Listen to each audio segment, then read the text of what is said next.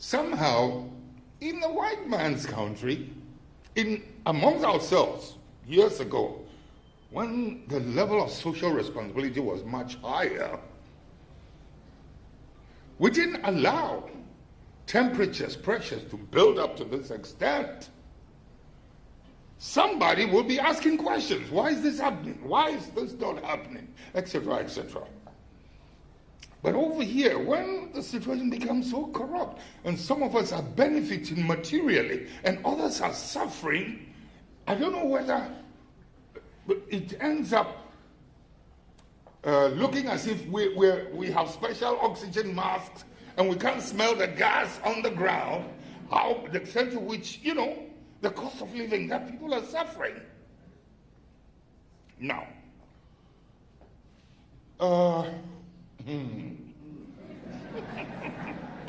no, let me take just a few minutes of your time on this issue.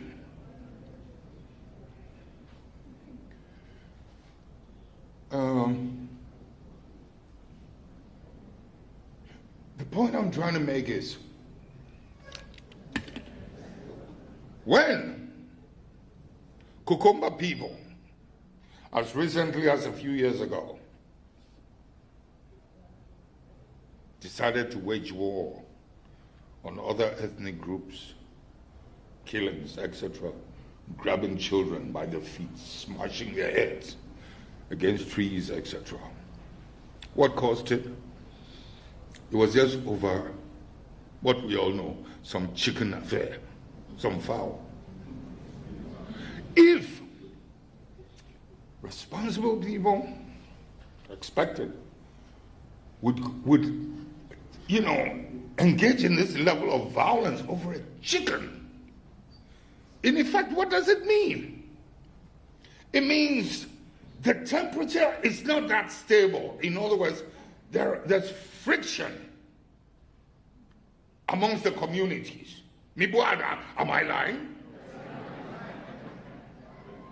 In other words, our lifestyle in relation to authority, the law, justice, etc., is being denied to the extent, whether in our traditional ways or in the orthodox,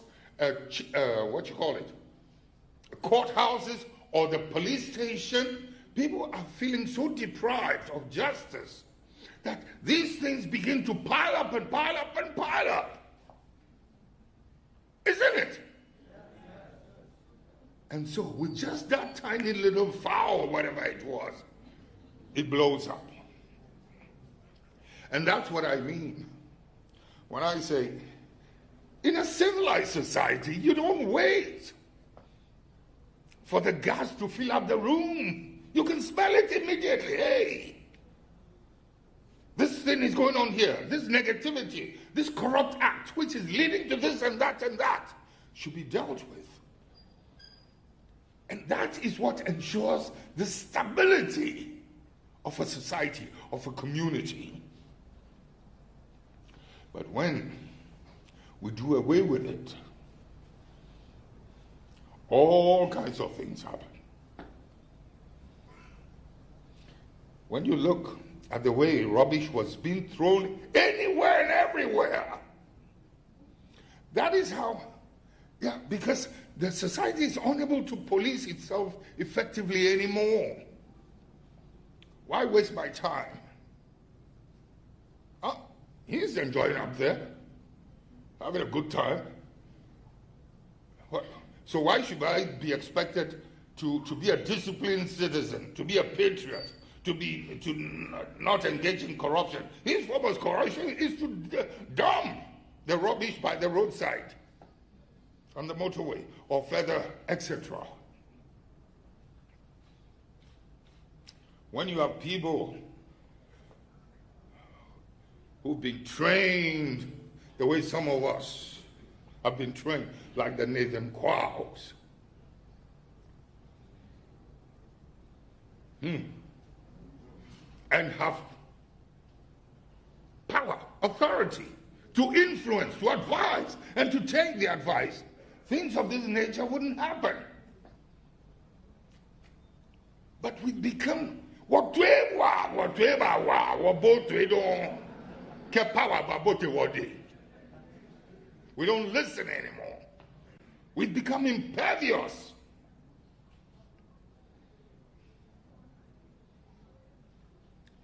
Ladies and gentlemen, when the situation got that tight in those days,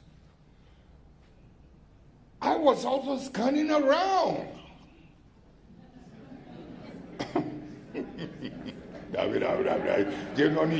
Not what you're thinking. No, I was also scanning around for people. Oh, what's his name? Ayikuyama said the beautiful ones are not yet born.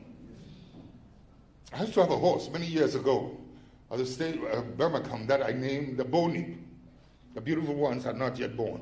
But with time, I realized when I run into people like Justice Annan, etc., I knew the beautiful ones were there. It's just that the political space does not allow people of such integrity to get on the stage. We undermine them with money politics, etc. At Champong's time, for instance, I know some of our finest officers were just posted out all over the place, put over corporations so they can also go and taint their hands and lose their moral authority, their ethical value. You've got to understand me standing and talking this way, or taking us back into history. I can't talk about these. I can't come to this man's function or your function without making reference to these things.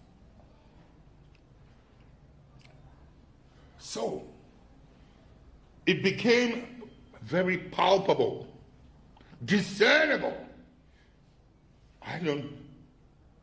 Obviously, people could see it, could hear it.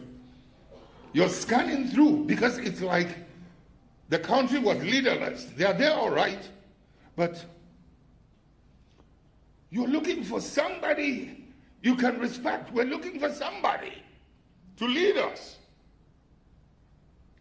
Can you believe, ladies and gentlemen, Mr. Nathan Kwau's name was in the air? I found out, like scanning around, talking to a few people here and there. Mr. Nathan Kwau, that's the level of respect this man enjoyed. And I'll leave the rest. When we made our move, and I have to find competent people. Somebody like Justice Annan. I don't know if I ever told you how I met him. Yeah, do you want to hear it? Yeah. Okay.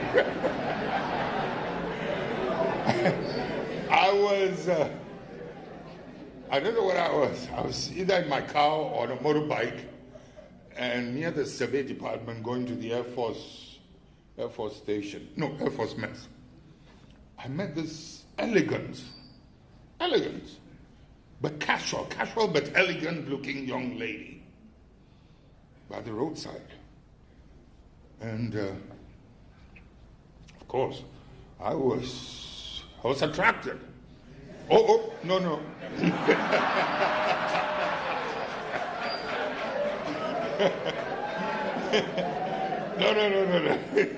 No, you listen,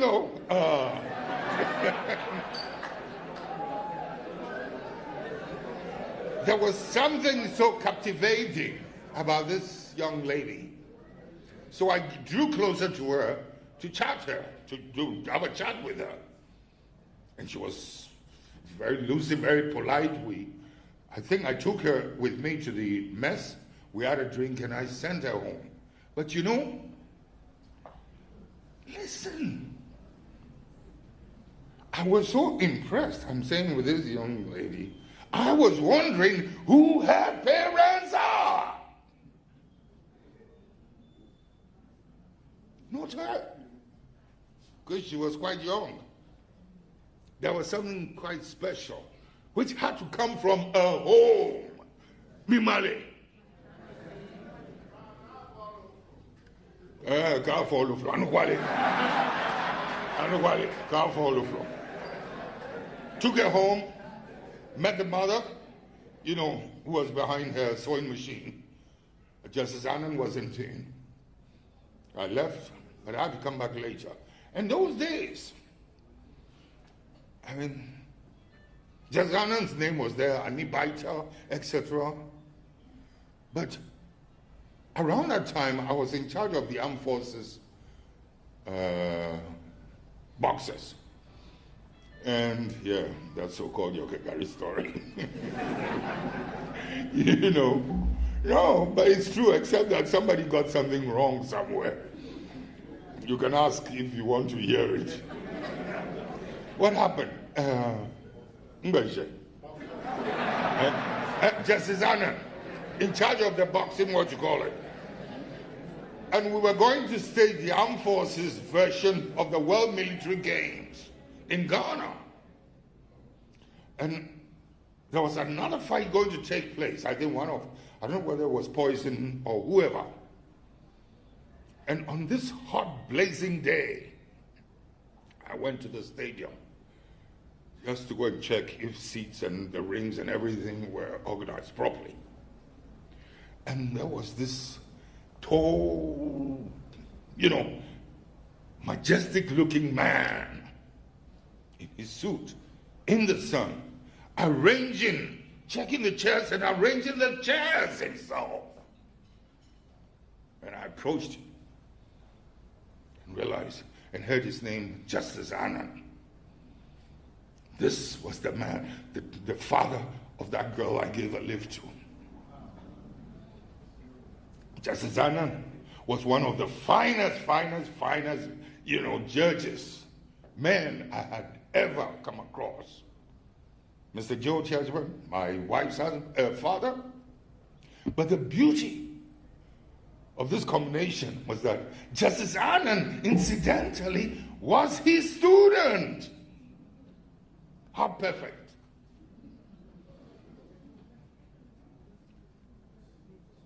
Ladies and gentlemen, June 4th happens. The giddy-giddy was so giddy-giddy that there was very little you could do.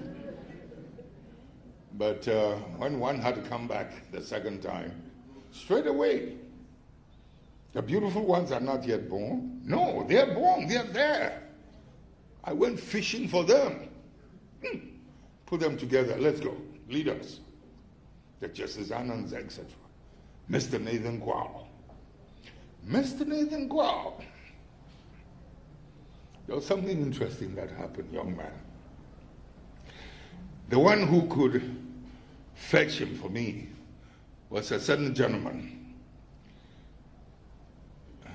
In uniform. I didn't want to say it. But he used to work with him also at the castle in those days. And he was speaking highly of Mr. Justice Annan, his senior, etc., etc. So I said, please, go and look for him. And set up your office. Which is what happened. Met Mr. Nathan Gwao, etc. And left it at that, and work was going on. One day I decided to say hello to them through their office. There was this